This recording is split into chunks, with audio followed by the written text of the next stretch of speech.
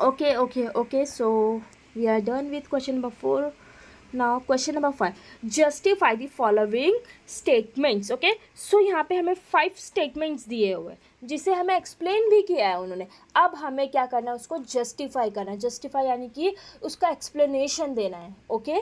तो हम उसे explain कर देंगे. पहले देख लेते हैं हमारे question क्या है. सो हमें पहले जस्टिफाई करने बोला गया है. Principle of managements are flexible in nature. Okay. So I am here, don't worry. ये मैंने आप लोगों के लिए लिख रखा है. Okay, you can note it down. Principle of management are statement of fundamental truth which act as a guideline for managerial decision making and the action. ये फर्स्ट पॉइंट हो गया हमारा. ये सेकंड पॉइंट हो गया. ये थर्ड पॉइंट हो गया. हमने इतना काफ़ी है, इतने में उन्हें जस्टिफिकेशन हमारा मिल जाएगा. Okay.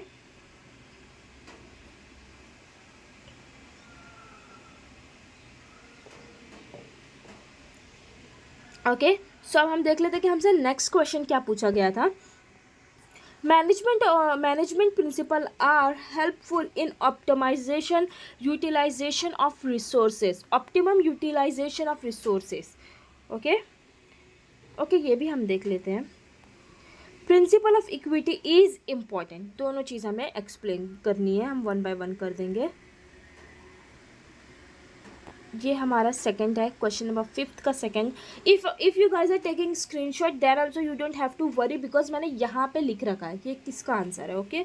So you can just take a screenshot.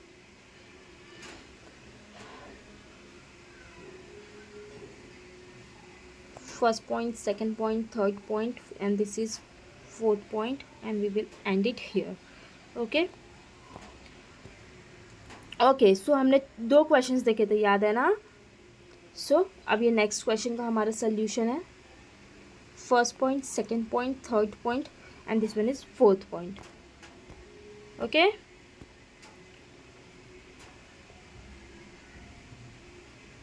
Okay, I think we have 2 more question in question number 5. Yeah. Question number 5th, fourth question. Taylor emphasize on standardization of tools and equipment. Okay. Differential piece wage rate plan is necessary. ये दोनों भी हम देख लेते हैं. This one is fourth one. Okay.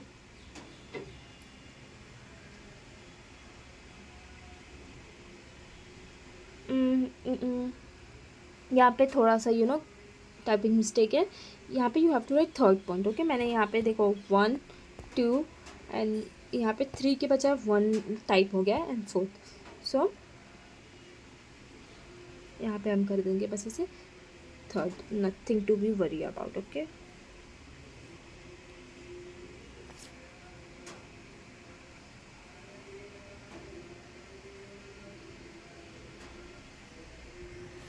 Okay.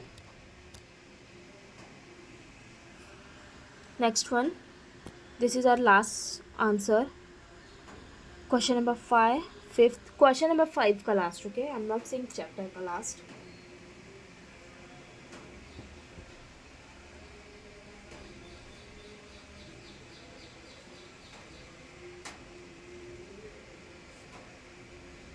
Okay.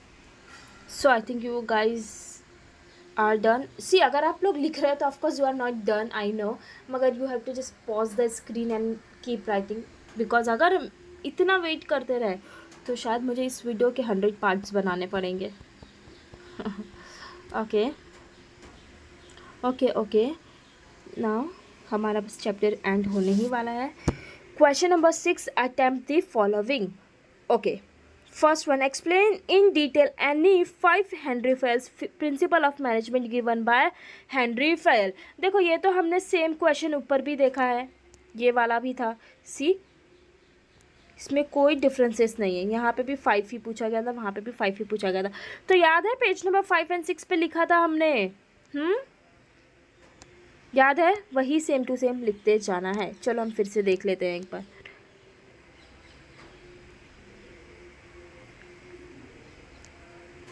वैसे वो page number कौन सा था ये? पेज नंबर 5 पे आना था। हाँ, सो यहाँ पे प्रिंसिपल ऑफ मैनेजमेंट में 14 दिया गया है, उसमें से select any 5 and keep writing. Okay, ठीक है, 14 पॉइंट्स है, हमने कोई भी 5 चुन लिए जो हमें अच्छे लगते हैं, जो हमारे मन को भागा है, वो हम चूज़ करेंगे और हम लिख देंगे, बस हो गई बात ख़त्म। ओके, देख लेते हैं दूसरा क्वेश्चन क्या पूछा गया था हमें। ओके, डिस्क्राइब, मैं क्वेश्चन नंबर 6 का सेकंड रीड कर रही हूँ। Describe different techniques of scientific management. ये क्वेश्चन भी मुझे लगता है सॉल्व किया है हमने, पेज नंबर 10 एंड 11 पे। Okay,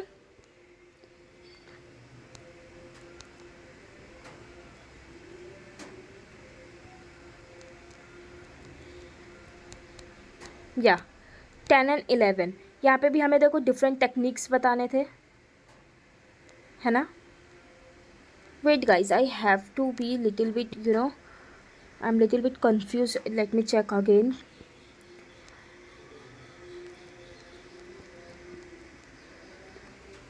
describe different techniques of scientific management. अच्छा देखो, ये हमने सॉल्व तो किया है, यहाँ पर हमने ये सॉल्व किया है क्योंकि मुझे भी ऐसा लग रहा था कि किया है, लेकिन यहाँ पे एक बड़ा डिफरेंसेस ये है कि हमें यहाँ पे स्पेसिफाई किया गया था कि बस बच्चों 4 पॉइंट्स बता दो, 4 टेक्निक्स बता दो, आई विल बी हैप्पी, ऐसा कहा गया था। मगर यहाँ पे हमें पूरा डीपली कहा गया है एक्सप्लेन करने, describe different techniques of scientific management, यानी कि यहाँ पे we don't have a choice to decide whether we have to write 4 और 5। Okay, we have to write whole thing. या स्टार्टिंग फ्रॉम हियर, यहाँ पे जो टेक्निक्स ऑफ साइंटिफिक मैनेजमेंट दिख रहा है, क्योंकि वो आंसर इन ब्रीफ भी है, ये पूरा का पूरा आपको लिखते ही जाना है। ओके, लिखते ही जाना है जहाँ तक आप लिख पाओ। सॉरी 1 में ABCD आ गया, ये लिख देंगे हम। Second, standardisation of tools and equipment, ये पूरी चीज़ें explain. Scientific task setting, this one and one more point I have, और we have here this one. तो ये सारी चीज़ें आपको यहाँ तक एक्सप्लेन करनी होगी।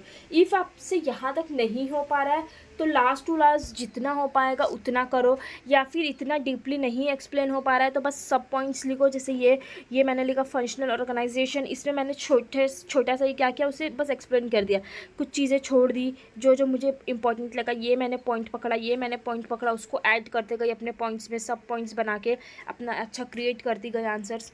तो वैसे कुछ करो, बट चीज़ें एक्सप्लेन करना इज़ इम्पॉर्टेंट। ओके, क्योंकि वो आंसर इन ब्रीफ भी है।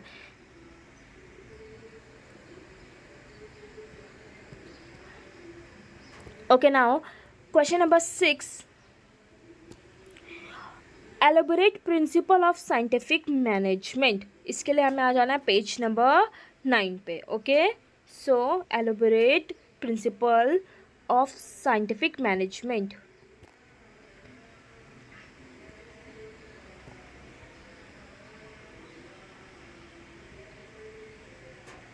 सी, प्रिंसिपल ऑफ साइंटिफिक मैनेजमेंट, हम पेज नंबर 9 पे आएंगे।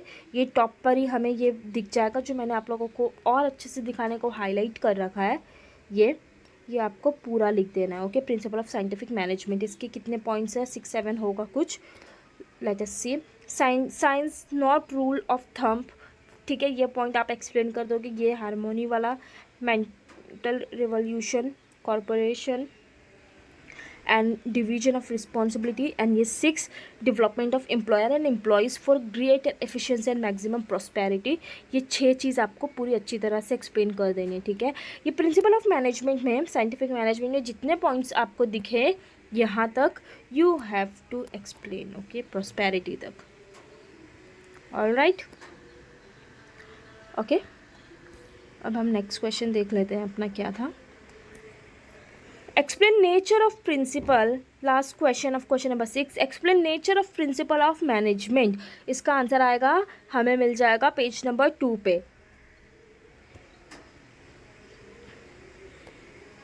नेचर ऑफ प्रिंसिपल, ये देखो हमने जैसे ही पेज खोला उन्होंने हमें ब्रॉड सा लिख कर दिया है, nature of principle of management. So यहाँ पे भी, क्योंकि ये हमारे लॉन्ग आंसर है, इसलिए यहाँ पे जितने पॉइंट्स दिए हुए we have to keep writing, ये यहाँ तक लिखना है आप लोगों को। ठीक है, ये सिग्निफिकेंस ऑफ मैनेजमेंट प्रिंसिपल शुरू हो जाएगा, वहाँ पे हम वहाँ तक स्टॉप कर देंगे, लेकिन उसके ऊपर तक जो भी दिया है we have to write. Okay, ठीक है। यहाँ पे भी हमें कितने पॉइंट्स दिए हुए हैं। The nature of principle of management is given below. Universal, general, principle, flexibility, behavior, cause and effect of relationship, and all principles are equal of importance। ठीक है, ओके चलो ठीक है। अब हमारा एक कोई क्वेश्चन बच गया होगा, है ना। क्वेश्चन नंबर 6 तक हमने सारा सॉल्व कर लिया है। अब बस हमारा 2 क्वेश्चन बच जाता है, क्वेश्चन नंबर 7 का, फिर ये चैप्टर हो जाएगा end. Okay, so question number 7, answer the following. First one, what are the techniques of scientific management, explain in detail. Okay, so हमें एक्सप्लेन इन डिटेल करना है। क्या एक्सप्लेन इन डिटेल करना है? Techniques of scientific management. Okay, जिसका answer again हमें मिल जाएगा page number 10 and 11 पे।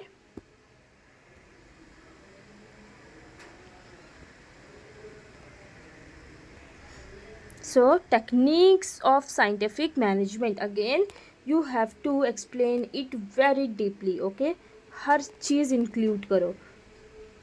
सी ये चैप्टर आई नो कि बहुत बड़ा लग रहा है आपको, आपका फर्स्ट चैप्टर भी, लेकिन आप देखो तो एक ही चीज़ कितनी बार पूछी गई है। उन्होंने हमें एक ही चीज़ 3-4 बार पूछा है, इसलिए वो और बड़े बड़े चीज़ें लग रही कि कितने क्वेश्चन हैं। बाकी अगर आप केयरफुली देखो तो एक ही चीज़ को घुमा फिरा के 2-3 बार तो पूछा ही पूछा गया है।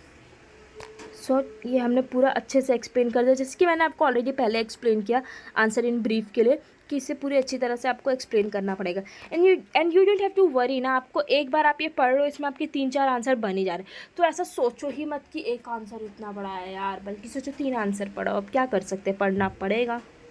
ओके, ये भी चीज़ हमने कर दी है उन्हें एक्सप्लेन। अब हम देख लेते हैं हमसे और क्या चाहते हैं ये लोग। Question number 7, last one, explain 14 principle of Henry Fayol in detail. हमने तो ये भी किया है काफ़ी बार एक्सप्लेन सर, बट कोई ना, हम फिर से कर देते हैं।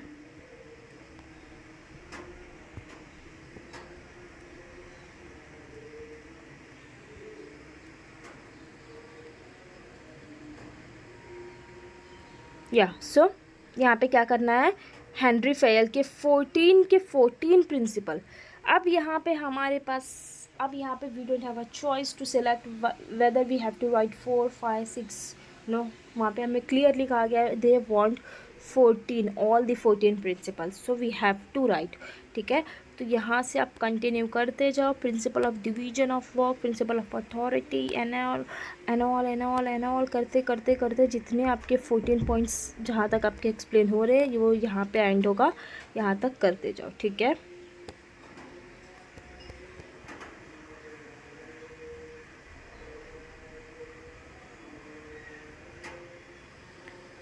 ओके, सो यहाँ पे देखो हमें लास्ट क्वेश्चन यही पूछा गया था, 14 प्रिंसिपल करने हैं एक्सप्लेन, जो कि हमने उन्हें कर दिया। सो यहाँ पे हमारा चैप्टर का होता है and I hope you guys enjoy this session and आपको ये वीडियो हेल्पफुल लगी। If you guys find it helpful please do like, share and subscribe and like if you have been my subscriber, और अगर आप मेरे channel को पहले भी देखते आए हो तो मैंने काफ़ी वीडियोस बनाई है, जिस जिस जगह पर मुझे अच्छा रिस्पॉन्स मिला मैंने उन स्टूडेंट को लव बैक भी किया है और हेल्पफुल वीडियोस बना के। सो अगर आपको ये वीडियो हेल्पफुल लगती है तो please let me know, and how you will let me know, bye liking, sharing, subscribing and